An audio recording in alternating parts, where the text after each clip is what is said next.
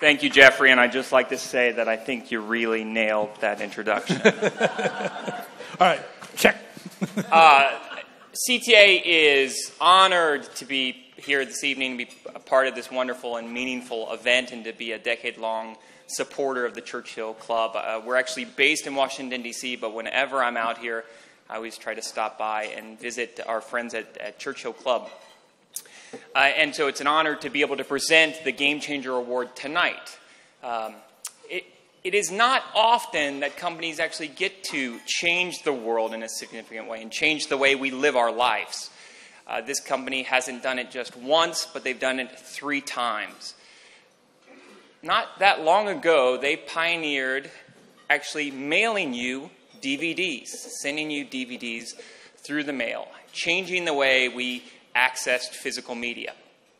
But not resting there, they then built a market-leading online content distribution channel and changing yet again the way we consume content.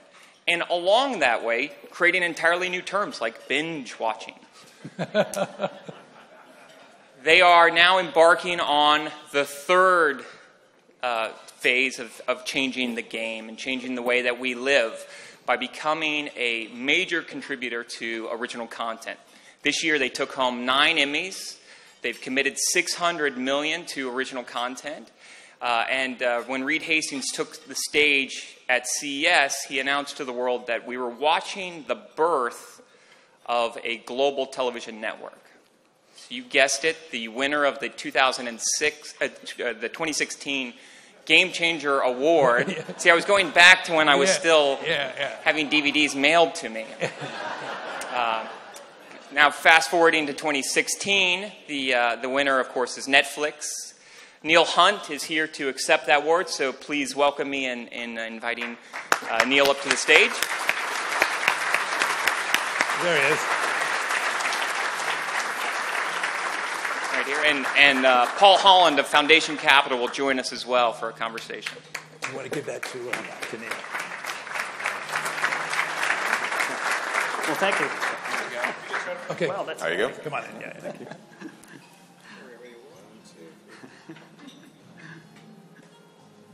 Okay, good deal. Good. Where do you want to be?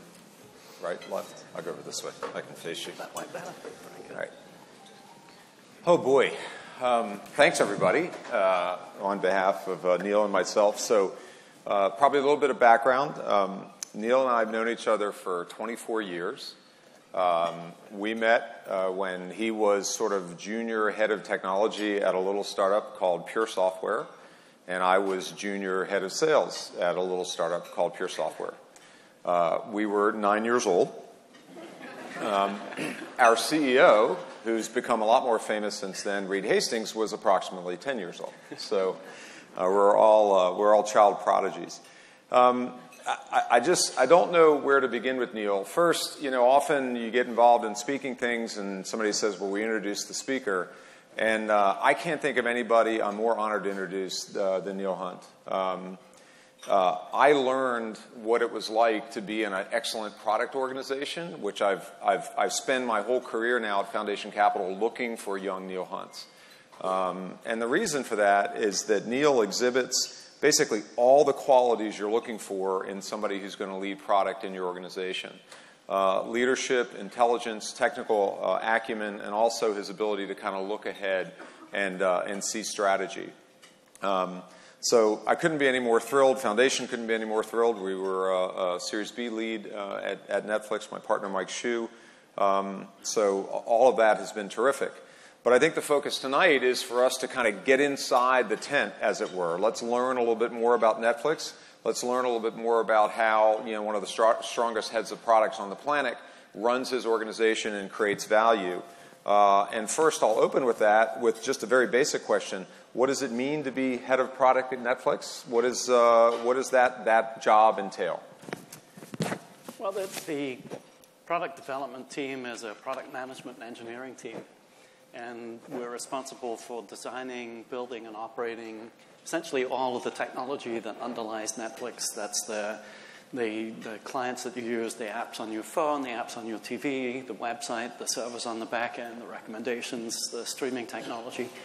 And I have to shout out somewhere in the back here, I've got a cheering crew of various members of my esteemed team. Couldn't have done it without you. I've been very fortunate, I think, to recruit a bunch of very talented individuals to help build this thing. And we've been going at it for 17 years now. I've been at Netflix, and quite a number of these people have been with me for a long time. We've accomplished quite a lot, I think. Put together a great team. So one of your roles is originating product, which at a place like Netflix must just be like a kid in a candy store. It must be amazing. How do you bring your point of view, your specific way of thinking about how products should be developed, how do you bring that into the equation? Well, I like to think that there are... the way that... The key question here is, what do we want to build? What are features, what capabilities, what things do we need to build for our customers? And the traditional way that you figured out what to build was that you listened to the hippo, the highest paid person's opinion. And for hundreds of years, the hippo was who led a product organization and decided what to build. And what we've learned is that the hippo's opinion is often wrong. Sometimes it gets it right, but often it's wrong. And so then smart companies decided that it was better to listen to their customers instead and interview the customers and do focus groups and research. And we learned, too, that customers actually are singularly poor articulating what they need. And so we've moved into kind of a third generation, as many people here have done, in terms of bringing the scientific approach. We call it consumer science, A/B testing. We come up with an idea. Maybe to a fault, we build it as a test case, and then we field the idea against the original to maybe 1 million customers each, and then we measure how people react to that. We measure the metrics that are of interest, the hours of streaming, the retention, acquisition, so on and so forth. And by getting real data back from real customers, we get to learn just how poorly we guessed what would work and what wouldn't work. And occasionally we get a win. We did about 600 tests last year. About 150 of them we had some kind of material win. So about every couple of days we get to step the product one little bit better, whether it's a piece of copy or a new algorithm or something more significant. But it's very incremental. It's very much driven by customer feedback, and we call it the consumer science approach. It's terrific. So one of the things, we'll change course a little bit. Normally, we're talking ahead of product. You just kind of veer away from sort of the HR issues and the people issues in the company as a bit of a stereotype that certainly doesn't apply in your case. But the notion of culture at Netflix has, of course, become a pretty big deal. And I understand that Sheryl Sandberg has called the Netflix culture document one of the most important documents in recent times in the Silicon Valley. How do you interpret that? I mean, you've been there 17 years, been running product. What does that question mean to you? It all started back in about 2000. And many of you may remember that there was an internet bubble in 2000 and it burst. And we were kind of in the wrong place. We were spending heavily and had a big team of 20 or 30. And we were running out of money real quick. And we ended up cutting deeply. We cut about a third of the staff. And it was an extremely painful experience. But the remarkable thing was that along with cutting staff, we cut a lot of surplus things that we were doing. We really focused on what was important. And we began to realize that, you know what, this actually feels pretty good. We've really focused in on the things that matter, and we've got the right set of people, and we're really going to make this happen. And there are a lot of discussions came out of that effort, discussions about how to run an organization that would avoid the chaos of complexity. We knew that if we were successful, we were going to be a big organization. My team's about 1,600 people now. How do you run a big organization without tripping over your toes? And we worried about process being the rules that prevent you getting in trouble, but they also prevent you doing things nimbly and aggressively. And so we spent a lot of time thinking about how we could do things differently and better, and we came up with freedom and responsibility, and the idea to treat people as mature adults, give them the freedom to go what needs to be done, eliminate the stupid rules, and then expect people to take responsibility for doing the best thing for the business, the best thing that you can do. And from that starting point, we engineered things like candidness and feedback. Let's make sure that if you don't like what somebody's doing, you don't just tolerate it, you tell them that they're doing it wrong. And you give them the interesting feedback that helps everybody to improve. It's a great gift. It's difficult and painful to give that feedback, but it's a great gift to get the feedback and learn that, no, you could have done that better. And it helps everyone to improve. And then, things like the no vacation policy that many of you have heard about. So a lot of those things come out of this. You treat people as adults and you expect them to take the time they need to refresh and get their work done, and that's great. And so I think the culture has been a really big piece of keeping our organization nimble and effective. And I have to credit Bobby, who's sitting in the table here, as being our tech HR rep, and has helped us to really continue to improve. It's really a process continuing to try to grow better and better every week, every month, every year. I've been fortunate enough to spend time around most of the executives of Netflix over the years, and I love the fact that each of you has so much passion around that topic. It really just, it sort of bleeds the company colors and inspires people. So I think that's terrific that you guys have managed to pull that off. Back more, maybe you're into the technology and the product, data. Data is a huge element of what you guys do. Yep. Over the years, there's been lots of coverage about how you think about data, how you create different things around it. How do you think about it? Like, what's important about data? What do you care about? What do you not care as much about? What do you do about it? Well, it kind of goes along with the consumer science approach. It's all data-driven, what happens. But we use data for everything. But perhaps the most important thing we do with data is to confront the moment of truth. So you sit down in front of Netflix, you sit down in front of your television, and our consumer insights data tells us that we have 30 to 60 to 90 seconds to capture your interest by putting great stuff in front of you. Now, if you were in front of a linear television, you'd flip through a dozen favorite channels, and one of them would suffice, and off you go. And we have thousands or tens of thousands of choices, and so you're not going to flip through 10,000 choices. That's just way beyond the scale of most people's attention span. And so it's how do I distill thousands of choices down to 10 or a dozen or a couple of screenfuls that make sure that I capture your interest. And I want to be Netflix for everyone. I don't want to make a channel that's themed and stylized towards kids or towards young adults. I want to be able to do everything. So personalization, being able to put the right choices in front of everybody. Think of it as 80 million Netflixes for 80 million subscribers, and using the feedback from what you've watched in the past to be able to predict the kinds of things that are interesting that you might want to watch in the future. Make sure that those go up on that first screen so it can capture your interest. And that's sort of been a passion that's driven the data team since 1999. We started working on personalization. I think Caitlin, my head of science and algorithms, is here and is driving a lot of that work too. We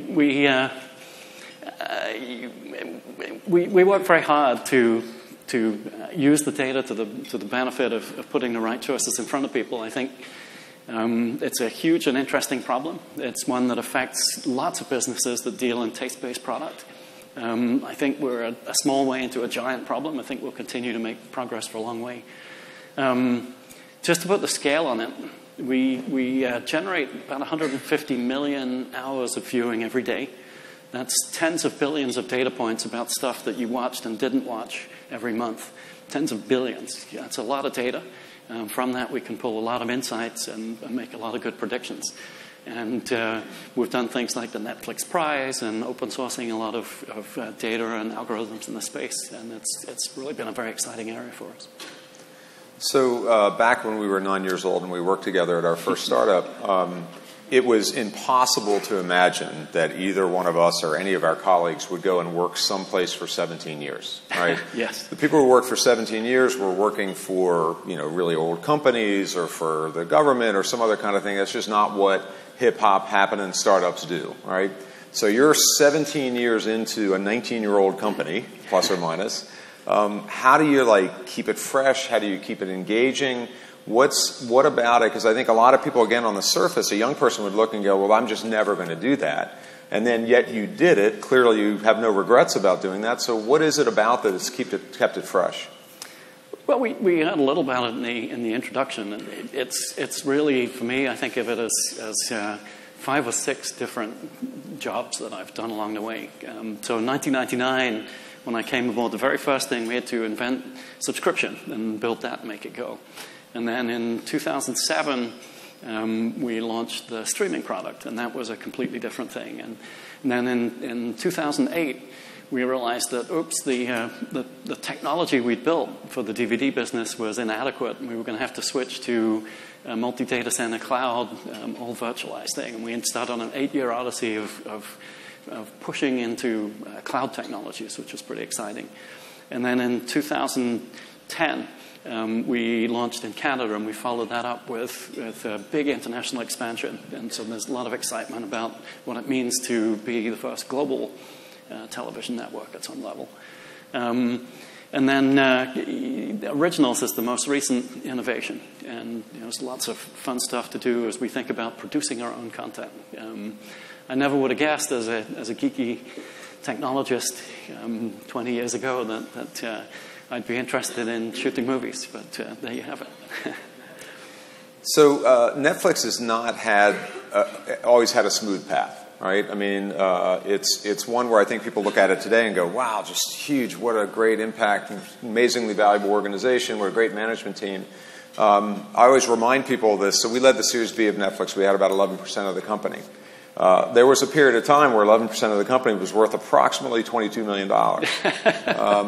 It's like, I don't want to make people feel bad, but you could have bought as much Netflix as you wanted back when the stock dipped to around a $200 million market cap. And J-Ho did. Yeah, I know he did. We didn't, he did. J-Ho will get honored another night. Sorry, Jay. There you go.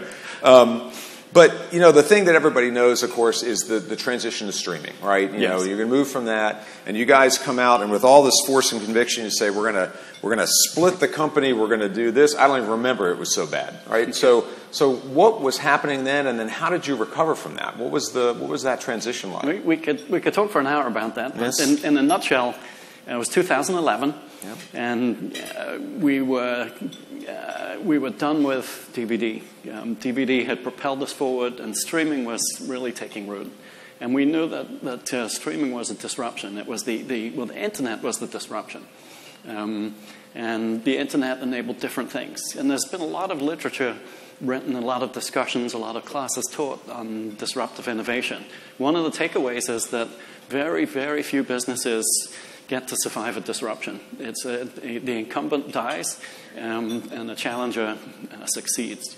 And so we didn't want to be that incumbent trying to transition into the internet digital era and not making it. And so we tacked our boat very, very hard. We decided we were going to split the company so that we could have our key people spend all of their attention focused on the streaming business, which is really quite a different business in some ways of looking at it. And we needed to go through a pretty big price increase in order to pay for the streaming content we were bringing on board, and in order to be able to leave the DVD business behind, and in order to be able to go international, all the stuff we needed to do. And we didn't do it gracefully, but we tacked that boat.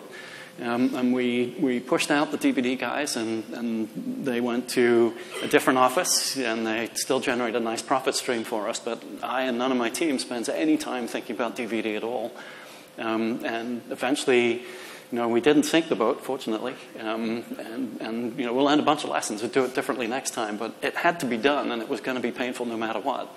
And I think that's an important lesson to dig into for anyone who's interested in how do you disrupt yourself, how do you chart a new course forward, and not get so distracted by focusing on the big revenue streams and the customer requirements from your existing customers that you can't pay attention to the new customers and the new modalities and the new things you need to do to be successful in the disruptive business. So that was the key lesson for us.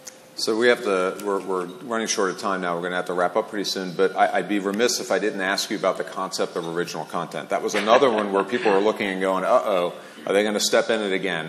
What business do they have going into the original content business? They're a distribution company. They're a technology company. So what does that mean for you, both from a product perspective and as an executive in the company? Yeah, the strategy behind original content was in part to have first-run content and not license second-run content. And by having first-run content, we make it more attractive to bring in new subscribers, and it's just generally more powerful. But there was a second piece of the strategy, which is, let's figure out how to have a source of content that makes sense when the studios wake up and figure out that they shouldn't sell us their content. Now they're waking up, and now we've built that capability to start doing original content. We're doing about 600 hours this year of original content, and it's growing great. The opportunity for us in a tech space is really twofold. And one is that we have unprecedented data to help us decide the kinds of shows and movies that we should make. We can predict an audience for it with some degree of fidelity. So we can at least lessen the risk of making interesting content. That's one thing. The second thing is that being technologists and not Hollywood, and being cloud fluent, we decided that there's a good opportunity to start thinking about studio in the cloud. How do we take a studio operation and put lots of that technology into the cloud too? So things all the way from how do you manage the union truck drivers bringing cameras onto the set, all the way to how do you archive the day's footage in the cloud so the stuff that was shot in India and Korea for Sense8 can get viewed and edited back in Hollywood tonight. And so there's lots of opportunities now. So that's the latest current challenge that we've just started in on. I think it'll be really exciting too. And so as we wrap, you heard that you were going to win the award. Netflix is going to win the award around product for the game changer. What does that game changer concept mean in your context? I think when you boil it down, the internet is the game changer here. The internet is a different distribution vehicle that enables all kinds of new things. It enables you to do on-demand, which is a key piece. It enables you to do ad-free and be able to collect and pay for it in an interesting way. Ultimately, it enables things like international distribution, because we're not stuck behind physical distribution, which has all kinds of challenges to go international. We can serve our content to 130 new countries overnight, which is quite exciting. And I think that really it's building a new kind of TV and movie distribution business and studio business, in fact, around the notion that the internet enables us to do it differently. And so that, to me, is what enabled the game changing. And we were in the right place at the right time with the right money flow from the DVD business to be able to take advantage of that. And a lot of luck came along, and we've been very fortunate too. We're all very fortunate because Netflix has enriched all of our lives. And thank you. Thank you for spending the time today, and thank you all for listening.